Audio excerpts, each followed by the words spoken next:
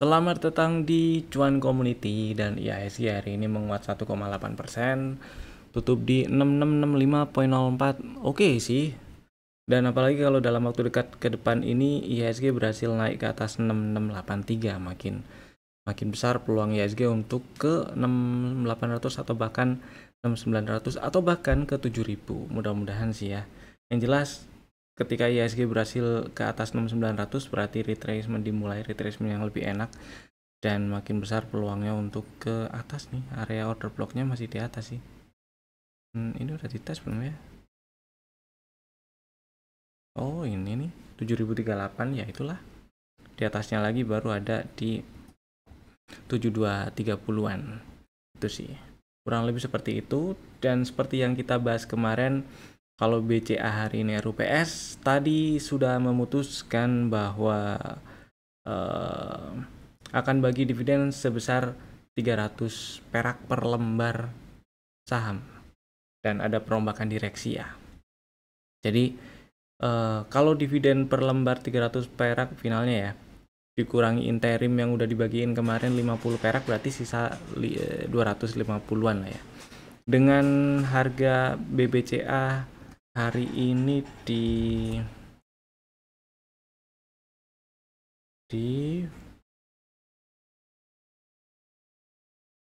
9125, maka kalau kita hitung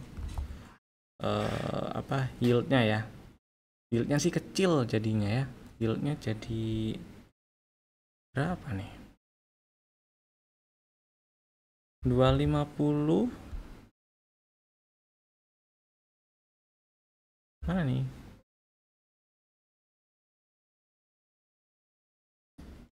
250 dibagi 9125, 2%, 2,7% lah ya. Ya kalau kita hitung dari 300 dibagi berapa?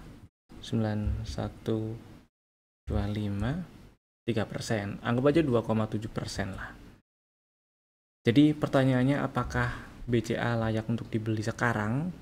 Jawabannya, opini pribadi saya, kalau belinya hanya untuk incer dividen yang akan dibagikan besok, saya rasa nggak usah beli, nggak apa-apa gitu ya. Mending nggak usah beli aja dulu gitu. Tapi kalau misalnya emang niat incer BCA dan belum ada barang di porto, kemudian atau belum ada barang atau average terakhir portofolio BCA-nya itu agak sedikit jauh dari harga sekarang, silakan dibeli, nggak masalah. Emang lagi incer BCA dan pengen nambah portofolio BCA ya, silakan dibeli sekarang. Yang jelas dividen BCA segede ya secara historis sih BCA nggak dibilang kalau dividen yieldnya itu nggak gede sih emang, tapi yang dia janjikan tiap tahun akan nambah dan emang kinerja emitennya sih oke. Yang enak sih kalau beli BCA, kalau beli saham-saham banking ini terutama terutama sih salah satunya BCA itu milih harga aja. Kalau ada koreksi dalam kayak kemarin tuh beli boleh. Dan ini kalau kita lihat sisi teknikalnya di 830 itu ada area order block dan ngantri situ boleh. Tapi kan ini udah muncul resmi dividen yang dibagiin ya. Cuman ya emang Kumdate dan X-date-nya belum rilis sih kapan. Jadi kalau masih mau ngantri silakan, dan mau langsung beli juga dipersilakan menurut risk profile-nya masing-masing. Yang jelas sedikit di atas harga sekarang, di sekitar 9.250 sampai 9.575 itu ada area order block, ada area supply yang masih memungkinkan jadi resisten. Jadi itu ya. Jadi kesimpulannya, kalau emang mau beli cuman mau ambil dividen yang 250 perak tadi itu mending nggak usah sih. Daripada kena dividen trap dan lain sebagainya rasanya sih, tapi dividennya kan yieldnya nggak terlalu gede ya. Jadi ya apapun itu, kalau emang tujuannya cuman pengen dapet itu dividen yang segede 250 perak, saya rasa nggak beli nggak apa-apa. Tapi kalau emang niat incer BCA, mau simpen, mau nambah portofolio BCA, silakan dibeli dan ada bonus dividen gitu ya. Next, kita bahas saham yang masih ada di dalam watchlist aja. Saham pertama CMNT ini terakhir masuk rekomendasi tanggal 12 Maret ya. Strateginya ngantri di 800, belum dapat barang karena hari ini low-nya baru nyampe 865 dan ternyata tutup menguat 1,7% di 890. Ya oke lah. Kalau misalnya nyamperin 935 duluan nggak jemput order belinya 800 atau bahkan 835 nggak dijemput, ya belum rezeki gitu ya. Next, era lower high lower low candle hari ini dan dominan break sih. Strategi yang terakhir muncul di rekomendasi tanggal 12 itu ngantri di 350. Di sini saya akan tetap pilih ngantri di 350 sih ya. Apalagi hari ini lower high lower low melemah tipis ya, 0,5%. Jadi tetap antri di 350 aja, stop loss di bawah 312 dan target TP1 438. Kemudian saham ketiga berikutnya lah TINS. Strateginya beli ngantri di 945 atau 950 lah ya. Kemarin low-nya 955 dan hari ini belum dapat barang juga. Hari ini cuma melemah tipis 0,5%, low-nya juga baru nyampe 975, persis seperti penutupan hari ini. Jadi saya masih tetap pilih ngantri 950 paling enggak.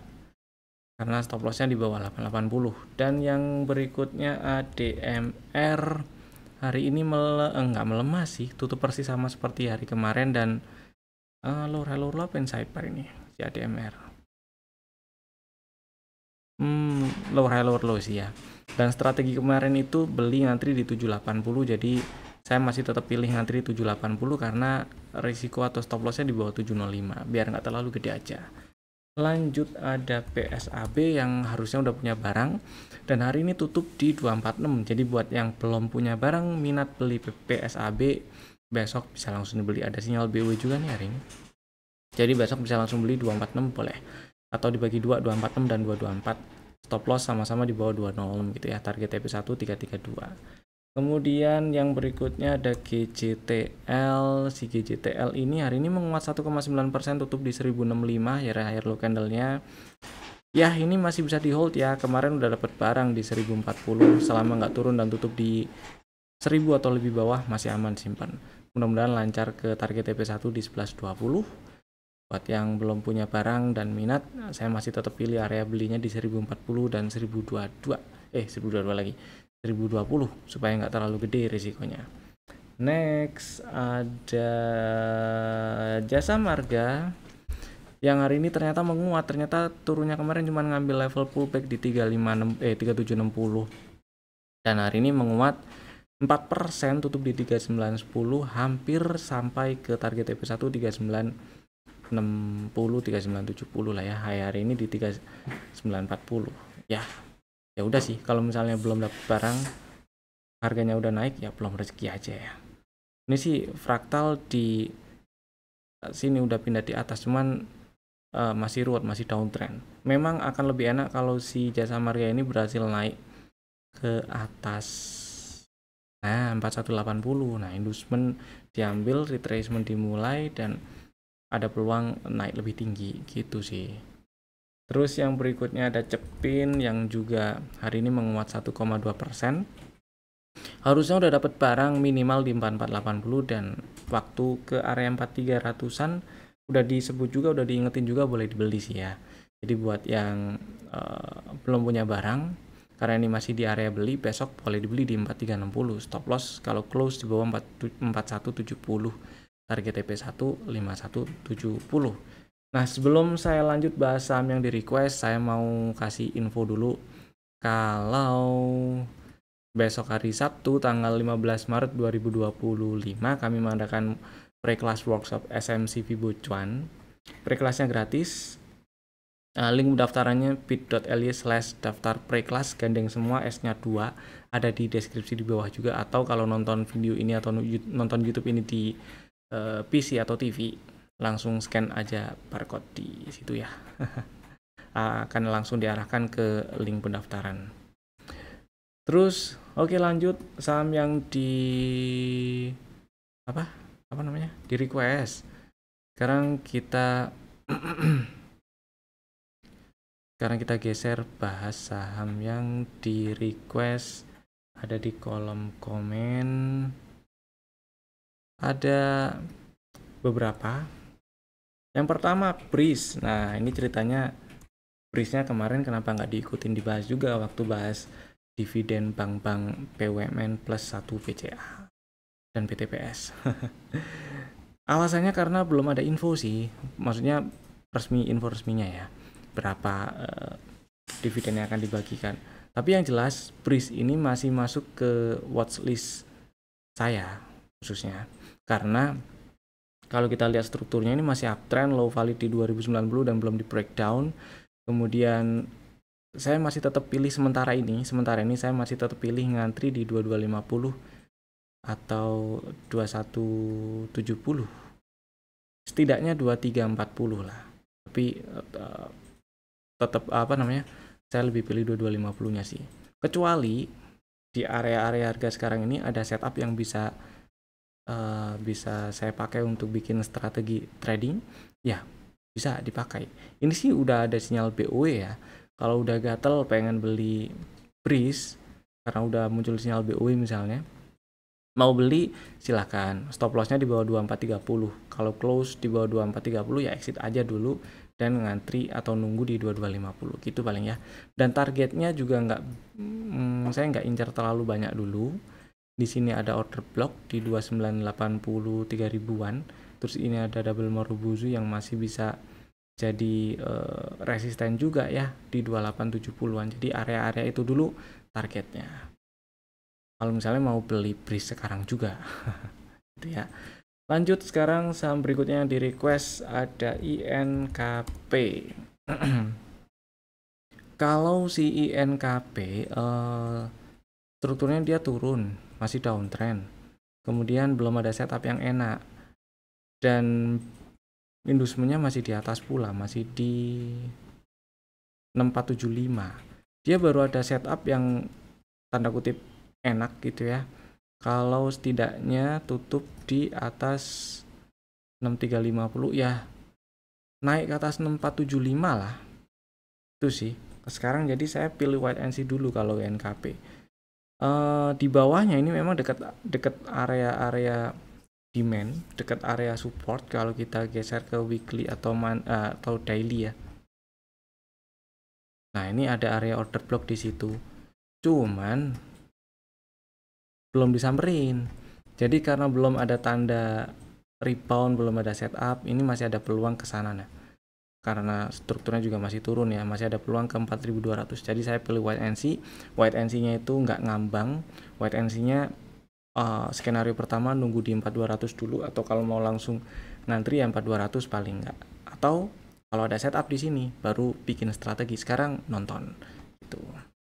Next ada Dooh. Nah, ini ceritanya Dooh Wifi WIRG masih ada peluang untuk trading jangka pendek nggak? Ada peluang atau enggak? Kalau memang tujuannya untuk trading jangka pendek, harus juga siap stop loss ya. Harus juga siap stop loss, harus satset exit meskipun rugi kalau memang sudah kena level-level stop lossnya. Nah, yang pertama ini si Dooh, dia breakdown 108, saya jadi agak kurang srek karena ini bisa dianggap double top. Dan target teoritisnya tadi sih udah ngitung di sekitar 70 ya. Nah, di situ juga ada imbalance ya. Jadi kalau misalnya lagi incer Dooh, boleh lah ditunggu di sekitar 70-an, siapa tahu disamperin ya. Dan sampai sekarang juga belum ada setup buat bikin strategi, jadi saya masih pilih nunggu di area hijau inilah paling nggak gitu ya.